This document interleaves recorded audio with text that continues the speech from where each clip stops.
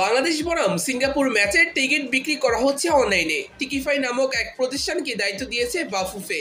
তবে টিকিফাইয়ের সার্ভিসে মোটেও সন্তুষ্ট নয় ফুটবল প্রেমীরা। ম্যাচের টিকিট কিনতে গিয়ে নানা ধরনের ভোগান্তিতে পড়তে হচ্ছে সাধারণ সমর্থকদের। কখনো তাদের সার্ভার ডাউন হয়ে আছে, কখনো আবার দীর্ঘ সময় লাইনে দাঁড়িয়ে মিলছে না টিকিট। গত শনিবার প্রথমবারের মতো ম্যাচের টিকিট বিক্রির ইভেন্ট শুরু করে তারা।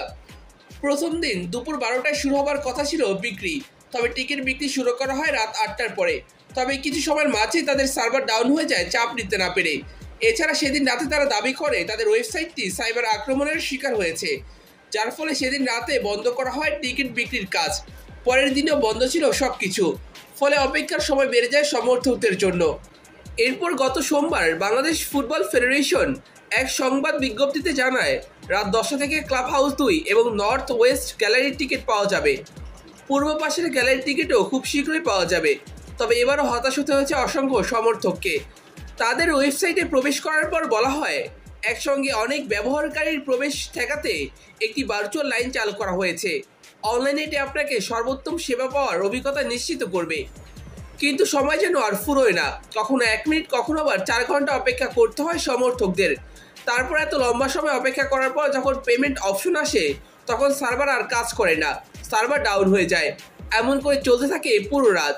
যাদের ভাগ্য অতি ভালো তাদের কপালে জুটেছে টিকিট, বাকিদের সঙ্গী হয়েছে হতাশা, চরম বিরক্তি, সঙ্গে নষ্ট হয়েছে ইম্পর্টেন্ট মুহূর্তগুলো।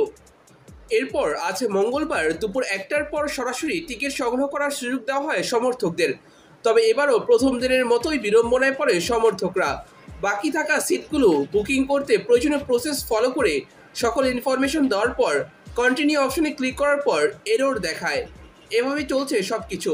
সমর্থকদের ভোগান্তির দায়ভার এড়াতে পারবে না বাফুফে। তারা চাইলেই অন্য কোনো প্রতিষ্ঠানকেই দায়িত্ব দিতে পারত, কিংবা পরীক্ষামূলকভাবে বাংলাদেশ বনাম ভুটান ম্যাচের টিকিট বিক্রি করতে পারত।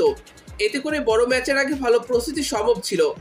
আশা করি বাফুফে আগামী দিনগুলোতে এই সকল বিষয় খেয়াল রাখবে এবং কোনো প্রতিষ্ঠানকে কোনো কাজের দায়িত্ব দেওয়ার আগে সকল বিষয় যাচাই বাছাই করে নেবে, যাতে সমর্থকরা আবারও বিড়ম্বনায় না পড়ে। যারা ম্যাচের টিকিট সংগ্রহ করতে পারেনি, বাফুফে তাদের জন্য আয়োজন করছে ফ্যান জোনের। এর পাশাপাশি টিভিতে সরাসরি ম্যাচ দেখানো হবে, অনলাইনেও ম্যাচ দেখার সুযোগ থাকবে। আশা করি সিঙ্গাপুরের বিরুদ্ধে ভালো একটা ম্যাচ খেলতে পারবে বাংলাদেশ দল এবং জয় নিয়েই ফিরতে পারবে।